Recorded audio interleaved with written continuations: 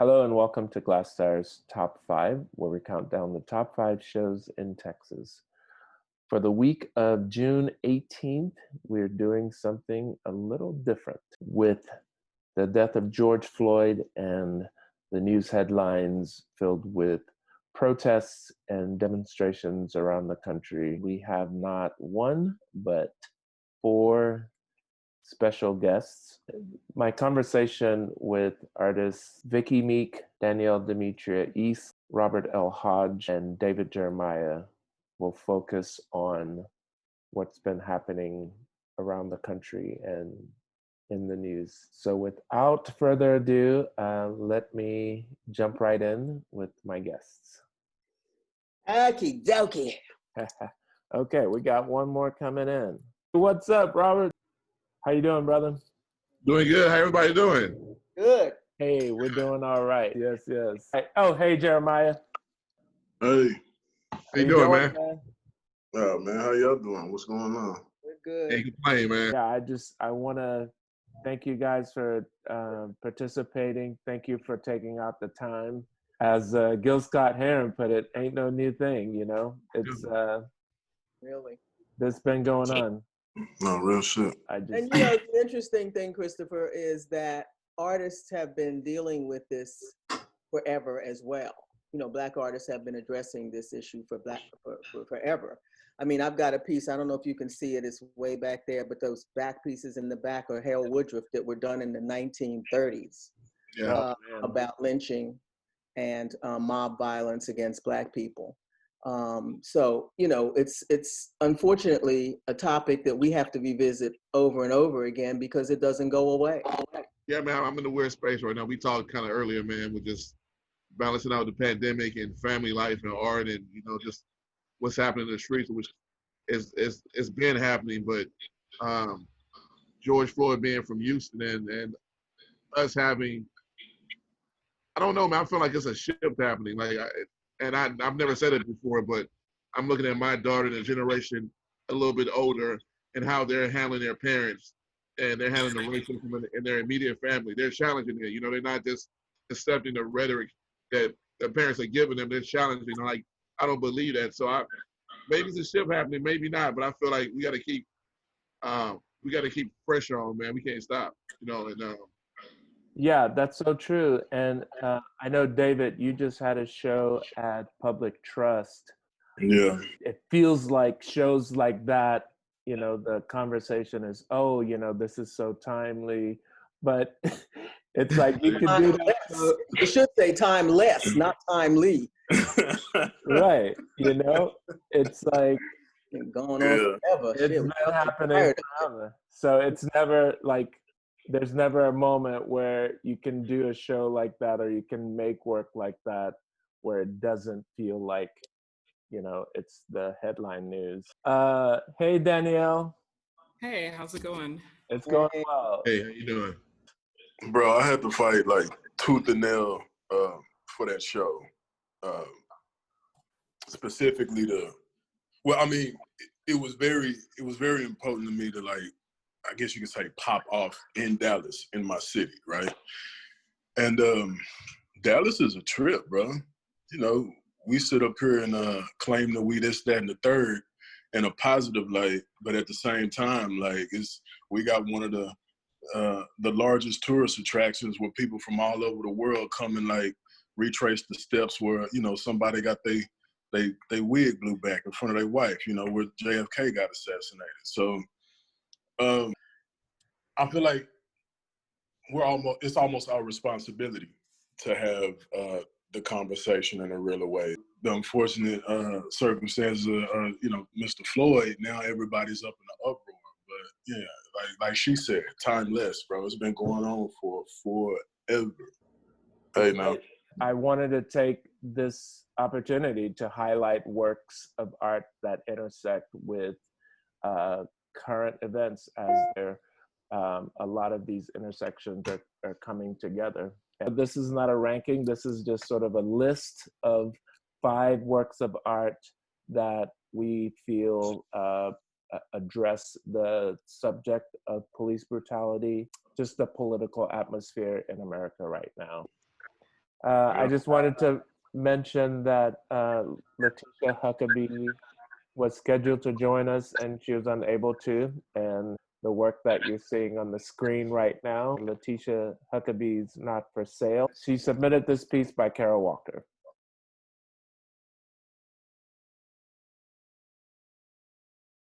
So let's start with Danielle. Okay, yeah, well, I'm Danielle East, and then my Facebook and Instagram is Danielle Demetria. It's my middle name. And so I live in Lubbock, Texas right now. I'm doing a residency through the Charles Adams Studio Project. And then I guess I'm staying in Lubbock to run the East Lubbock Art House.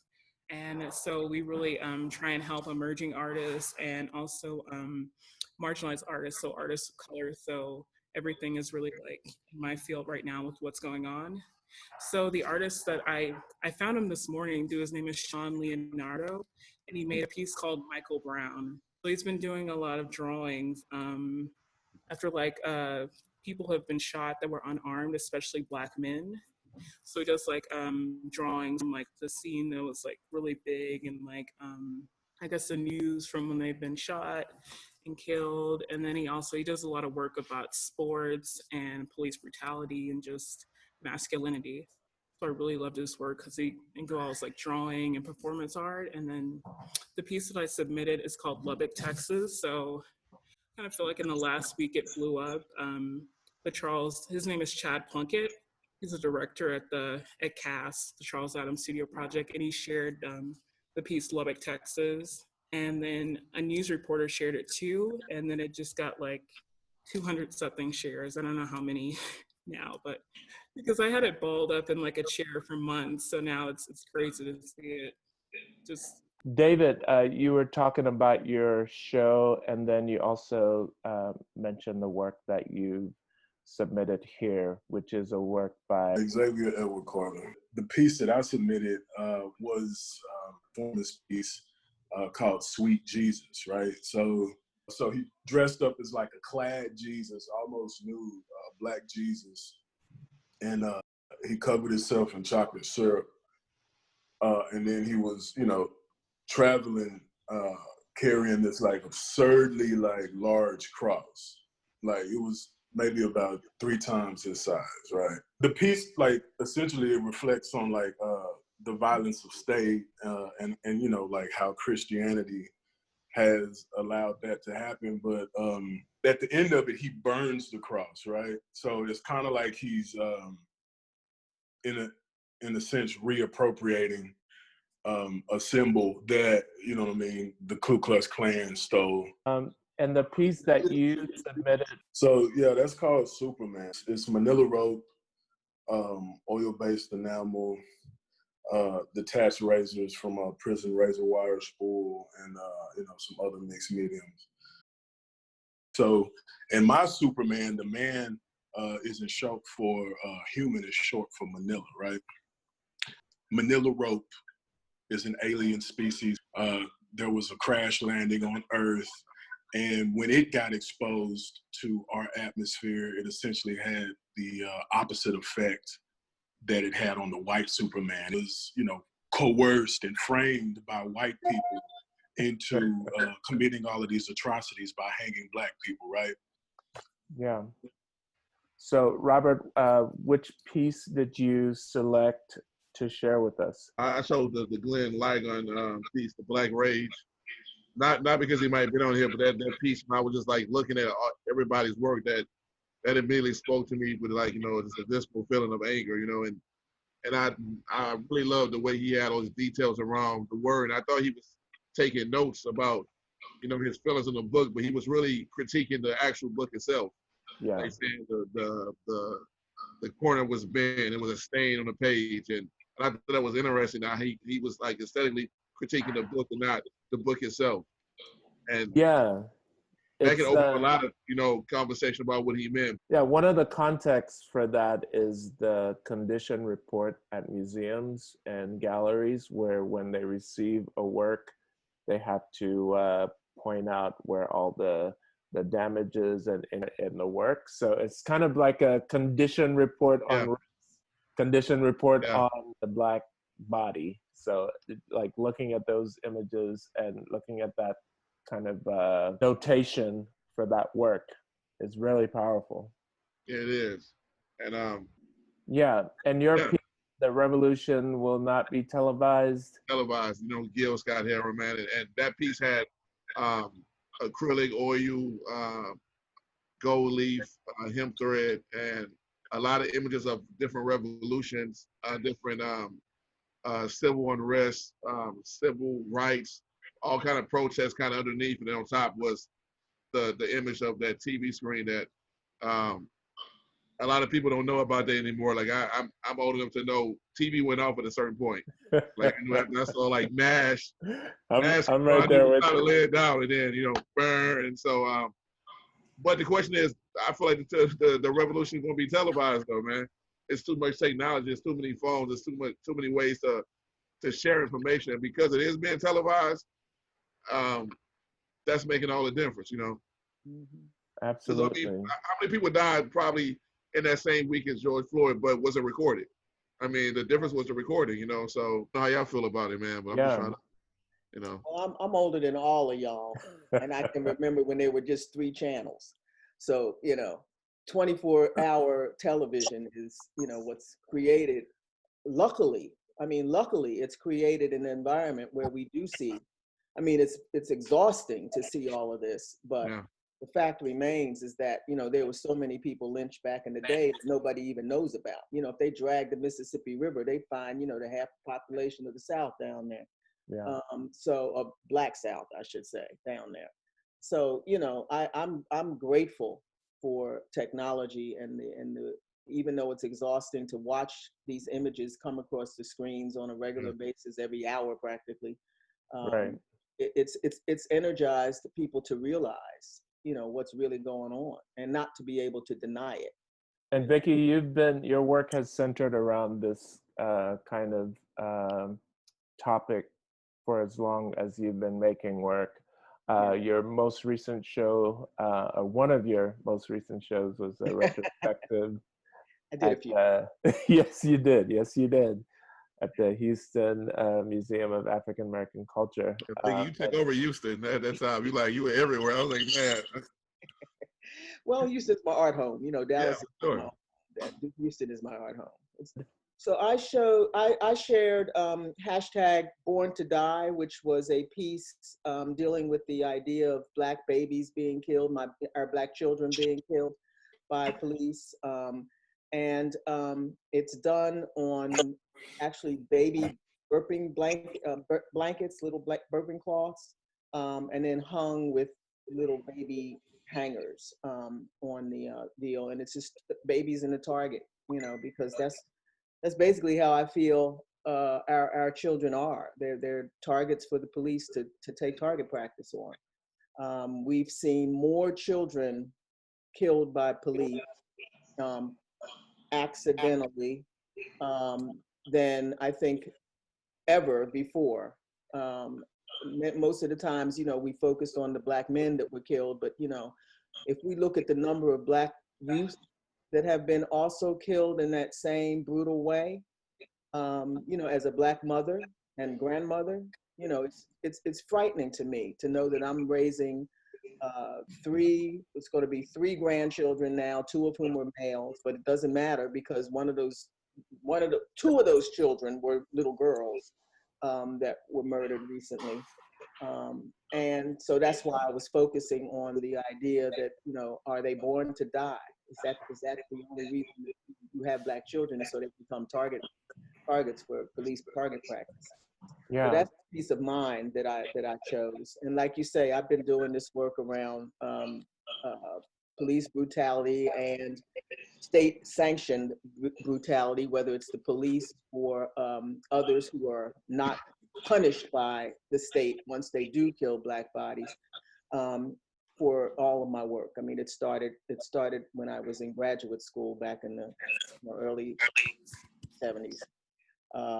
And continued on, because it doesn't stop. That's the thing, is it doesn't stop. So it's always a timely topic.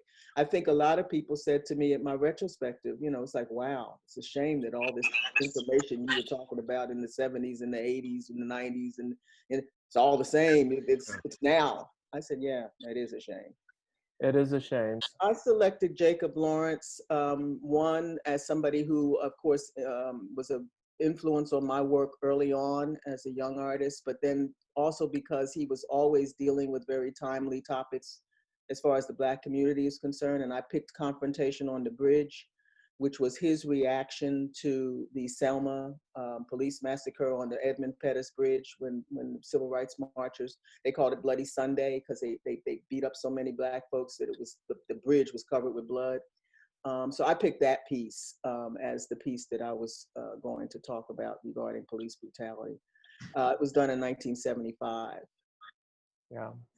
Well, this is it's an ongoing topic, and it's important to highlight the very fact that artists have been addressing social commentary in their work for as long as we've been artists. And for African American artists, Black artists, it's looking at the world through the lens of possibly being next. I just want to hear y'all's thoughts on, I mean, I feel like sometimes I want to make something else, but my mind can't move away from what's at hand. You know what I'm saying?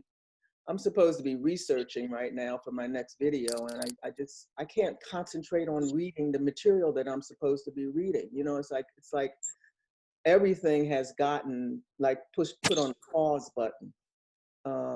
Because it's so, I mean, I was telling my daughter, she had to talk me off the ledge the other day because I was going through one of my periods of really feeling depressed, you know, when you're about to turn 70 and you've been doing this shit all your life. You know, it's like I was thinking, wow, you know, this was my parents' fight. This was my grandparents' fight. Cause you know, I come from a whole line of activists for generations. And now I'm about to turn 70 and this shit is still happening? Seriously? I mean, and on a level that is, but I do feel like this is a different moment now that something, it's like we have these, in history, we have these moments when America has to be backed up against the wall before it fucking turns around. You know, we're in one of those moments like we were with the Emmett Till photo, when Emmett Till's photo appeared in Jet, that switched on a switch in America, at least in Black America for sure, that we had to do something. And that, you know, triggered the whole civil rights movement in earnest. Then when the March on Washington happened, that triggered something. You know, it was like 250,000 people showing up, you know, and they weren't all Black. You know, that was the first time we had more than Black support for this whole issue. And then when King was killed and the riots happened everywhere, you know, as I like to say, they weren't riots, they were fucking rebellions. Yeah. You know, when that happened everywhere, that was another moment when things began to shift around. And then the Vietnam War, you know, that did not shift until people hit the streets en masse. You know, that's when that switch happened. So, you know, we had a moment of silence for a while, you know, it's like we got complacent, and my generation, I feel like, dropped the ball on making the next generation understand that, you know, this shit is temporary. You know, we may have made some gains, but this shit is temporary. You know, white supremacy ain't going nowhere. You know, it's going a little bit to the left, but it ain't going nowhere. And now it's like, once again, the Band-Aid has been pulled off, and people can't deny. They can't deny what's happening. It's there with technology. It's right there in front of their face. And so I feel like my daughter was telling me, Mom, you gotta be okay with, you did your stuff in your moment. Now it's our moment, and we gotta do our thing. But this is a long game. Ain't nothing changing overnight for Black people in this country. It took them 400 years of oppression, and it ain't going to turn around in one. You know? Right. They ain't giving up supremacy easily. Right. You know, so we're gonna have some battles ahead of us, but at least I'm seeing a lot of people now ready to do battle. You know, they ain't claiming this is post-racial America. You know, it's clear that ain't no post without none of it, you know. Danielle, everything you said, but I really think like what makes this thing different is like your voice, your wisdom, combined with the youth and the activism and like the energy, like you shouldn't sit back and say it's your fight. Like no, because you guys. I won't. And I hope you don't. I wish I could, but it ain't gonna like, happen. I was exhausted that we had a rally out here. We all walked marches to City Hall, and I didn't want to go. I was just tired, man. I was exhausted. And my 8-year-old daughter wanted to get me to go. She started crying and said she wanted to go. She made her sign. And I went out there, man, I got re-energized. I mean, but these kids, they special. They a little different. You know, she's 8, and she already recognizes what she needs to do. And so, I mean, it's frustrating, man. I'll be honest with you, it's frustrating. Sometimes I want to make work. I got all these ideas. I just can't physically do it right now. I try. I get started, and I just like kind of stop, you know. How's your residency going, Danielle? It's going good. I kind of stopped making some work right now, I guess, with the Juneteenth event in the art house. But I've been doing like a lot of the piece I showed with the embroideries. So I've been working on that and been writing more poetry too, kind of focusing on that more. Did you publish a book of poetry? Did I read that correctly? Yeah. So I'm like, I bought a bunch of copies, and then I'm also mailing them out to different Black women, so friends and family too. So I'm doing about 30 right now. So I'm trying to get it to 100 by the end of this year. So. Danielle, what's the name of the book? It's called Melanated Magic. All right. And Robert, you just dropped an album, right? No, we pushed it back. It's dropping August 24th now. August 24th. Okay. Yeah, it's called Friendly Fire, and it's a soundtrack to what's happening now. Like I said, it was made 2 years ago, but once again, this thing is timeless. So it's gonna be in conjunction with Record Store Day. It'll be at the Station Museum, at the CAM in Houston, and all the local record stores.